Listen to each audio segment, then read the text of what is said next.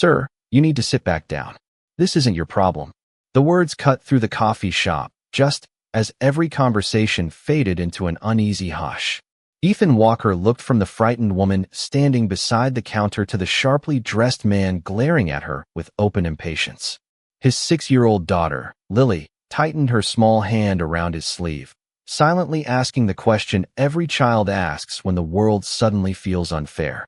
Ethan slowly set his paper coffee cup on the nearest table before taking one calm step forward. "Maybe," he said quietly, "but nobody deserves to be spoken to like that." His voice wasn't loud. It didn't have to be.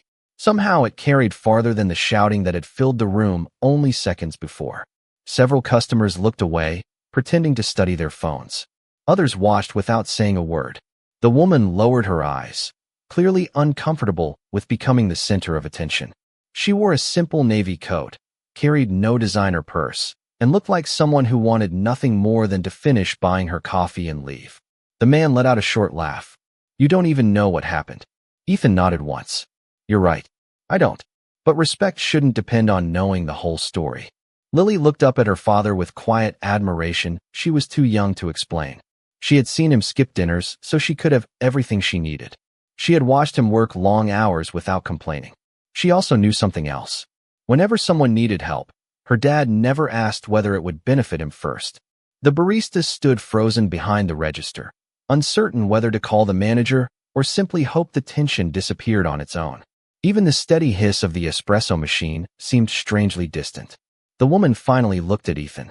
Gratitude flickered across her face for only a second before she gently shook her head, almost asking him not to make things harder. Ethan understood the look, but he didn't move. He wasn't trying to be anyone's hero. He simply refused to let silence become permission for cruelty.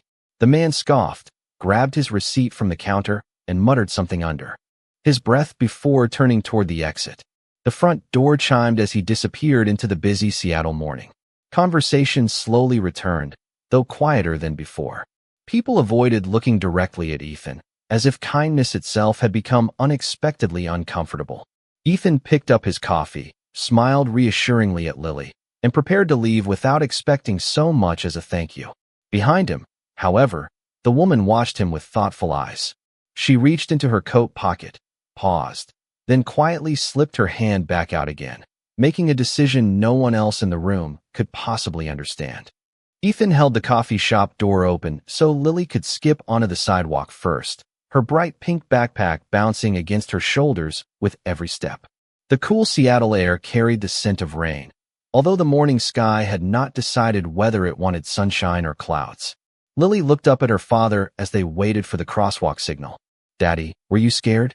Ethan smiled without looking away from the traffic. "A little." She frowned. "You did not sound scared." He chuckled softly. "Sometimes doing the right thing means being nervous anyway."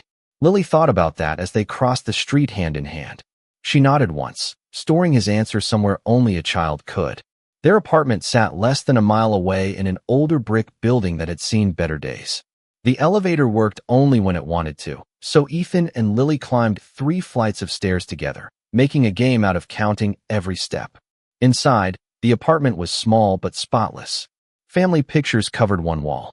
Most of the furniture had been repaired more than once, yet everything reflected care instead of neglect. Ethan placed his coffee on the kitchen counter before checking the clock. He had exactly 45 minutes before his construction shift began. Lily climbed onto a chair and opened the sketchbook she carried almost everywhere. She loved drawing places she wanted to visit someday, even though she had never traveled farther than a weekend trip outside the city. Ethan watched her quietly for a moment. "What are you drawing today?" She smiled without lifting her pencil. "A coffee shop." He laughed. "Already?" "Yes, but this one has happier people." His smile faded into thoughtful silence. Children noticed more than adults liked to believe. After preparing Lily's lunch, Ethan zipped her backpack and walked her to the neighborhood elementary school. Several parents hurried past with expensive travel mugs and business clothes, barely noticing one another. Ethan greeted everyone with the same calm smile whether they answered or not. At the school entrance, Lily hugged him tightly. "Have a good day, Daddy." "You too, sweetheart. Learn something amazing." She ran inside without looking back, completely confident he would still be there that afternoon.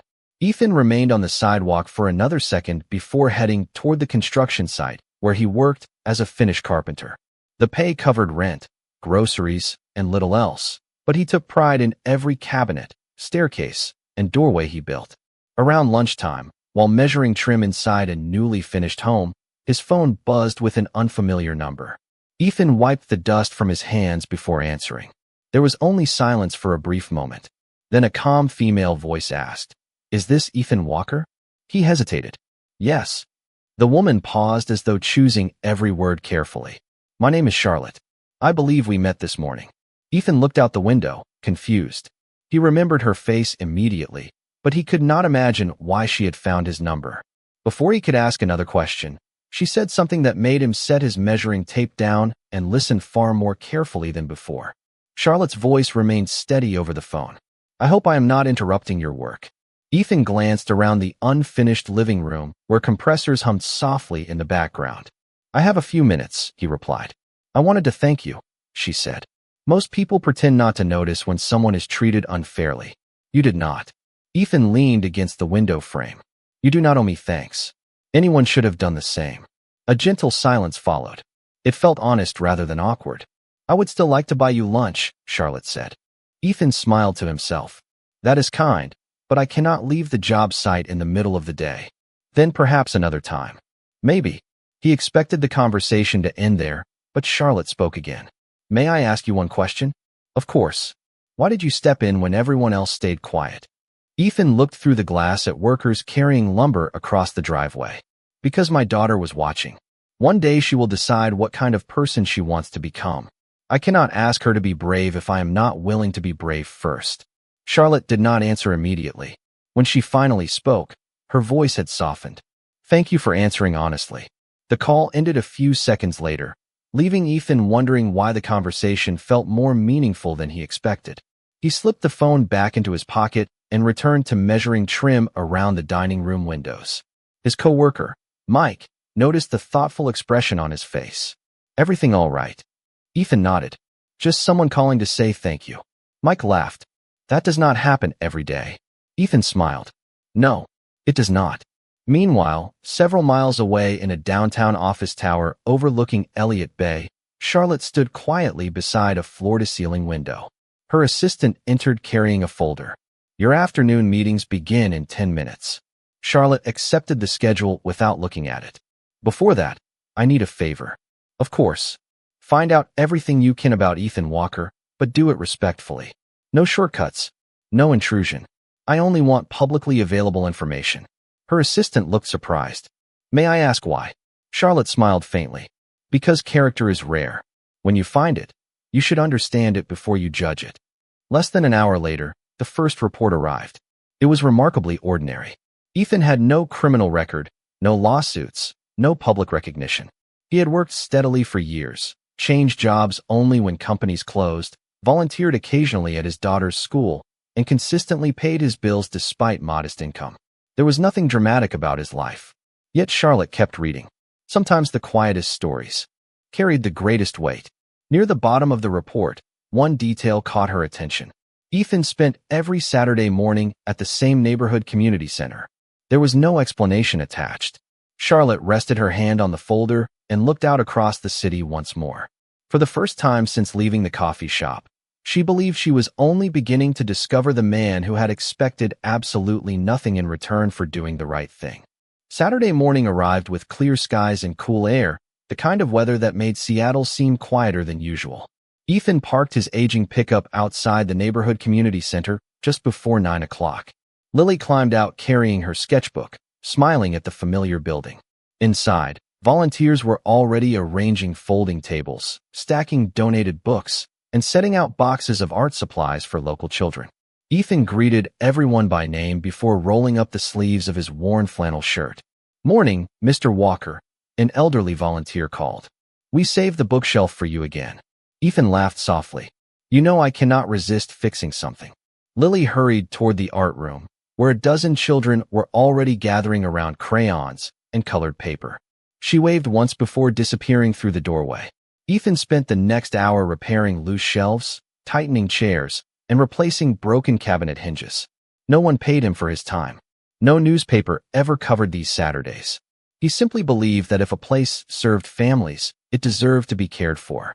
Across the street, a dark sedan eased quietly into an empty parking space. Charlotte stepped onto the sidewalk wearing simple jeans, a light sweater, and a baseball cap that drew no attention. She had asked her driver to remain in the car.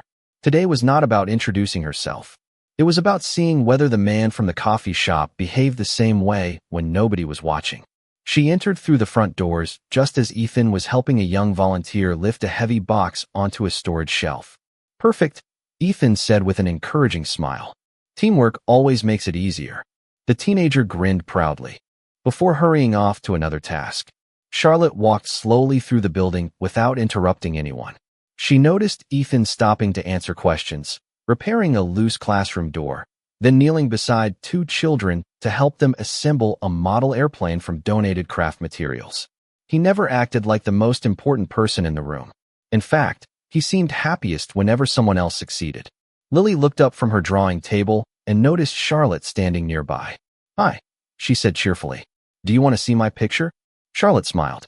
"I would love to." Lily held up a colorful drawing of a small coffee shop beneath a bright blue sky. Everyone inside was smiling. Even the barista had been carefully colored with bright green shoes. "My dad says people remember kindness longer than arguments," Lily explained. Charlotte studied the picture for several quiet seconds. "Your father sounds very wise."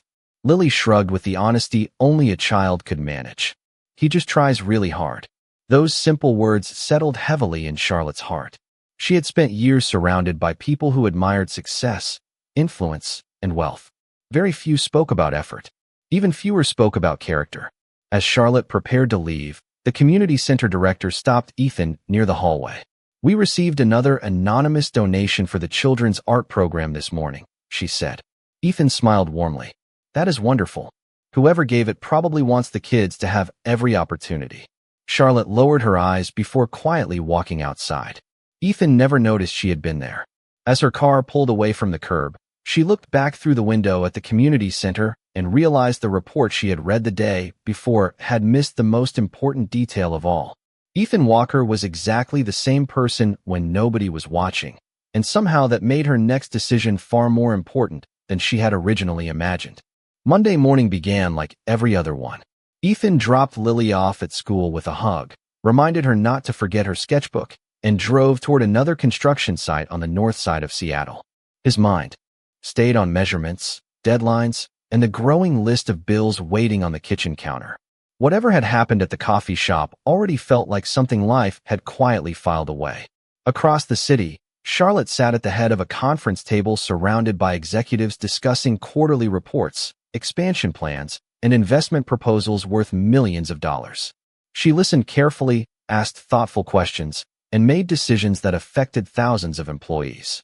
Yet every so often, her thoughts returned to a man wearing a faded flannel shirt who had never once asked what she could do for him. When the meeting ended, one executive remained behind. "There is one more issue," he said cautiously. "The community outreach budget is smaller than expected this year." Charlotte looked up from her notes. "Why?" "Several local partnerships are scheduled to expire next month. We could simply allow them to end." Charlotte remained silent for several seconds. "No," she finally replied. "Find organizations that are making a measurable difference. Support people who are already doing the work instead of creating something new." Her assistant nodded and immediately wrote down the instruction. That afternoon, a list of neighborhood programs appeared on Charlotte's desk. The same community center where Ethan volunteered every Saturday appeared near the top. Charlotte smiled almost imperceptibly before placing a small check mark beside its name. She still refused to make any decision based only on emotion, but the more she learned, the clearer one truth became. Character created opportunities that money alone never could. Meanwhile, Ethan's day took an unexpected turn. His supervisor gathered the crew near the unfinished entrance of the building. "I just received a call from the developer," he announced. "The next phase of construction has been delayed. We have enough work for this week, but after Friday I cannot promise full schedules until the permits come through." A quiet wave of disappointment passed through the workers. Ethan asked the only question that mattered to him. "Do you know how long?" His supervisor shook his head. "Maybe 2 weeks. Maybe longer." I honestly do not know. Ethan thanked him anyway and returned to work. Complaining would not change the situation. Still, as he measured another section of trim, he mentally recalculated rent, groceries, school expenses, and the little savings he had carefully built over the past year. The numbers no longer fit together as comfortably as they had the night before. After picking Lily up from school, he noticed she seemed unusually excited. "Guess what happened today?" she said before he even started the truck. "Our teacher said the school is having an art contest next month. The winner gets a scholarship for summer art classes." Ethan smiled warmly. "That sounds perfect for you." Lily looked down at her sketchbook. "The classes are really nice. I hope I am good enough." Ethan rested a reassuring hand on her shoulder. "Whether you win or not, I am already proud of you." Neither of them noticed a familiar black sedan parked quietly across the street from the school. Charlotte watched as father and daughter laughed together before driving away. She had come only to confirm one simple fact. The kindness Ethan showed strangers was exactly the same kindness he carried home every single day. As the truck disappeared around the corner, Charlotte made one final decision. The next time they met would not happen by chance. And for the first time since that morning in the coffee shop, their lives were about to intersect in a way neither of them could predict. Friday afternoon arrived with more uncertainty than Ethan wanted to admit.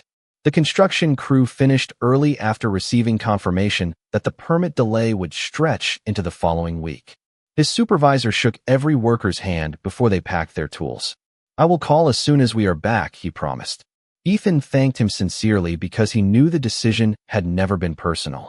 On the drive home, he stopped at a small grocery store and carefully compared prices before placing a gallon of milk, bread, eggs, fresh apples, and a package of pasta into his cart. Every dollar mattered now. That evening, Lily spread her drawings across the kitchen table while Ethan quietly balanced the monthly budget beside an old calculator. She noticed the numbers before she noticed the expression on his face. "Are we going to be okay?" she asked softly. Ethan looked up and smiled with the same calm confidence she had trusted her entire life.